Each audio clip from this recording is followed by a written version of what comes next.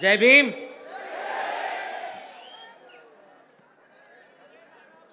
मेरे भाइयों और इधर कोने में बैठी हुई मेरी बहनों, इस देश में सलाम डालने का हक अभी तक सलामत है क्योंकि हमारे पीछे भीम है। इसलिए सबसे पहले जय भीम। अस्सलाम वालेकुम व रहमतुल्लाहि व बरकातुहू। इस देश में मुझे मेरा पूरा नाम बोलने को अब डर लग रहा है। मेरा नाम दिशा पिंकी शेख है और इस मंच से बोलते वक्त मुझे काफी फक्र हो रहा है क्योंकि मेरे पीछे बाला साहब अम्बेडकर है। हम अपनी मजहबी आजादी को आबादित रखना चाहते हैं तो हमें अब सोचना पड़ेगा और हमारे साथ कौन है ये देखना पड़ेगा। जब बात आई एनआरसी सीएए की तब साथ में खड़ा कौन था? अंबेडकर। जब देश में बात आई यहां के मुस्लिमों के ऊपर अन्याय अत्याचार हुए, साथ में कौन खड़ा रहा? मस्जिदों में जो पैगंबर बिल की बात निकली थी, बंबई में मंत्रालय को घेराव डाले थे, साथ में कौन खड़ा रहा? 3 तलाक को लेकर मुसलमानों को चिमटा लेने की कोशिश हुई, तब भी समझदारी की भाषा किसने रखी? कौन था साथ में? जब हर चीज को हमें अंबेडकर चाहिए तो चुनाव में चुन के लाने के लिए हमें अंबेडकर क्यों नहीं चाहिए भाई? हमारे में घूम रहे चमचों को पहले पूछो कि जब कुरान जल रहा था तब तुम किसके घर का पानी भर रहे थे? मैं उनसे तो कोई शिकायत नहीं करूंगी, उनसे कोई शिकायत नहीं है। उनके दरवाजे पे बैठे हुए मेरे भाई जो कुत्ता बन चुके हैं, उनको मेरा ये सवाल है कि वो क्या कर रहे थे? मैं जिस घर में रहती हूँ ना, वो घर हिंदुस्तान का एक नमूना है। हिंदू, मुस्लिम, सिख, ईसाई, घिसाड़ी, पारदी, मदारी, गारुड़ी, हर किस्म का हिजड़ा एक घर में रहता है, एक थाली में खाना खाता है और एक जबान से सब एक दूसरे से प्यार करता है। हमारी भूख हमारा मजहब है। इस देश की परंपरा तुमको मालूम नहीं, कल भाइयों ने राखी बांधी अपनी कलाइयों पे, उनमें से कई राखियां मेरी बहनें, मेरे भाई रास्ते पे बेचते। जब भाऊबीज को यहाँ की बहन अपने भाई को ओवालती है और थाली में करदोड़ा देती है बांधने को, वो करदोड़ा मेरा तांबुली भाई दिन रात जाग कर 2 रुपए के लिए वो बनाता है। नवरात्रि में माता का सिंदूर मेरा भाई बेचता है, मेरी माता की चुनरी मेरा भाई रंगता है, मेरे चूड़ी मेरा भाई पहनाता है। ये इस देश का कल्चर है, इस देश की संस्कृति है कि हम एक दूसरे से जुड़े हुए हैं और ये हमको अलग करना चाहते। क्यों? क्योंकि इनके ऊपर से प्रेशर है कि ऐसा करो नहीं तो फिर भरो। यहाँ बोलना काफी आसान नहीं है, बहुत जोखिम है और मुझको बोलना तो बहुत ज्यादा देर ये है। मैं बाजार में भीख मांगती हूँ, मेरे पेट में जो अनाज जाता है ना, वो हिंदू का भी है, मुसलमान का भी है, क्रिश्चियन का भी है, ईसाई का भी, सबका है। मैं जो नमक खाती हूँ वो सबके 2 रुपए से आता है।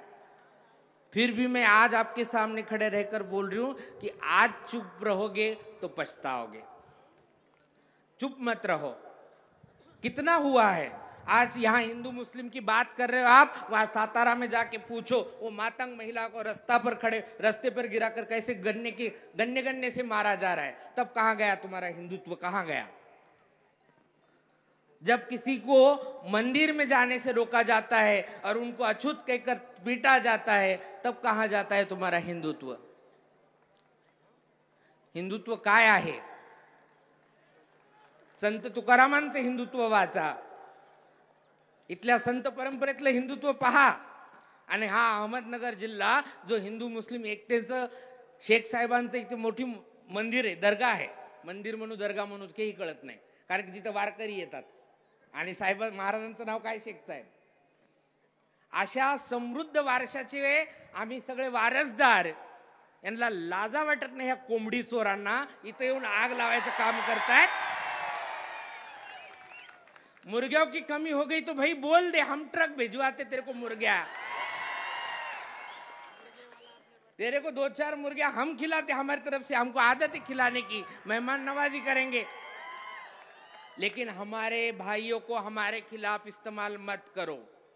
यहाँ का हिंदू हमारा भाई है, यहाँ का मुसलमान हमारा भाई है, यहाँ का क्रिश्चियन हमारा भाई है, यहाँ की सारी माता बहनाएं हमारे माता बहनें, उनके आंचल को हाथ लगाओगे। आज समनापुर में घर में घुस घुस के इन्होंने दंगा करवाया, स्थानिक कोई नहीं था वो दंगे में, वहां रहने वालों में कोई बुरासगी नहीं थी। आज भी हम शिरकुर्मी की कटोरी से मावशीला देतो, और मावशी के घर में दिवाली की करंजी बनती है तो घर में घुस के जाके खाते हम, लो दो बोल के खाते क्या नहीं। तो ये जो है चट्टे पट्टे, ये पूरे ध्यान में रखो। जैसे बोला इसके पहले जो बोलने वाले उन्होंने बोला कि इलेक्शन तक, शायद मौलाना साहब बोले इलेक्शन तक सब्र रखो, तुमको कितना भी तकलीफ देंगे सब्र रखो। वो बोलते हैं हमारे इसमें बहुत इन्नल्लाह साबरी, मैंने सब्र किया, अल्लाह सब्र नहीं करेगा, तुमको बराबर जवाब देगा, और हम सब्र करेंगे।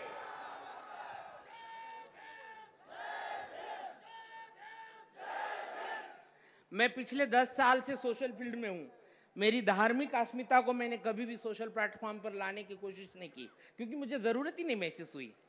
सब मेरा सब एक दूसरे को लेके चल रहा था। लेकिन जब घर में आग लगी हो, घर में लाशों के ढेर हो, और मैं अगर चुप बैठूंगी, विजय असो,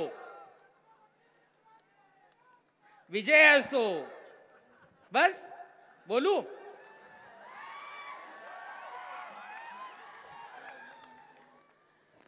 देखो यहाँ का हर महापुरुष अण्णाभाऊ साठेंचं एवढं आपण नाव काढतो, आणि अण्णाभाऊ साठेंना मानणारे ते सुद्धा तिकडे आहेत। अहो आमचा मल्हार पिवळा आहे, आमचा अण्णाभाऊ साठेचा कलर पिवळा आहे, त्याला जर तुम्ही भगवा करत असाल तर रोखणार ना भाऊ। छत्रपती शिवाजी महाराजांचा भगवा जो होता त्याच्या छत्रछायेखाली 18 पगड जाती नांदत होत्या, नांदत होत्या का नाही? 18 पगड जाती छत्रपती शिवाजी महाराजांनी घिसड्याच्या हातात शस्त्र दिले त्याला योद्धा बनवलं, पारद्याच्या हातात शस्त्र दिले त्याला योद्धा बनवलं, ज्यांना ज्यांना शस्त्र बंद केली होती त्यांच्या हातात शस्त्र दिलं, त्यांना योद्धा बनवलं। आज बाबासाहेबांनी तुमच्या हातात संविधान नावाचं शस्त्र दिले आणि तुम्हाला योद्धा व्हायचं आव्हान केले। या देशात परत एकदा लोकशाही नांदवायची असेल, ही परत एकदा आपण म्हणजे ही परत एकदा स्वातंत्र्याची लढाई है। गोरों से जीते थे तब शायद 35,000 के आसपास कुछ नाम इंडिया गेट पे लिखे हुए मुसलमानों के, इनसे जीतेंगे उस दिन भी हमारी लिस्ट बनेगी। क्योंकि जब जब एक चिड़िया की कथा है, देखो आग लगी थी जंगल में, चिड़िया चोंच में पानी डाल रही थी लाकर, किसी ने पूछा तेरी चुटकी ये बूंद भर पानी से क्या आग बुझेगी, तो उसने कहा जब इतिहास लिखा जाएगा तो मेरा नाम आग बुझाने वालों में होगा, आग लगाने वालों में नहीं। इस मंच से अपनी धार्मिक आइडेंटिटी के साथ में बात करते हुए मैं ये बात रखना चाहती हूं कि वंचित बहुजन आघाड़ी की ये सभा उस आग में पानी डालने का काम करने वाली है जो उन्होंने लगा के गए हैं, जो वो लगा के गए। हम ये आग बुझाएंगे। धार्मिक सलोखा कायम रहे इस देश में, आपसी प्यार मोहब्बत कायम रहे, किसी के डिवचने पे डिवचो मत, जो अपने में से कुछ गलती कर रहे उनको समझाओ। और मैं रुकती हूं। जय भीम।